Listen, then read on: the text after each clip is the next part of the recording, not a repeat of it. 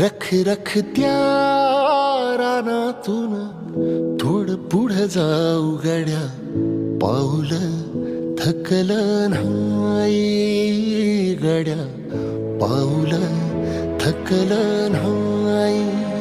सुकलेल्या भाकरीला पाण्यासंग खाऊ गड्या, पाऊल थकलं नाही गड्या, पाऊल थकलं नाही.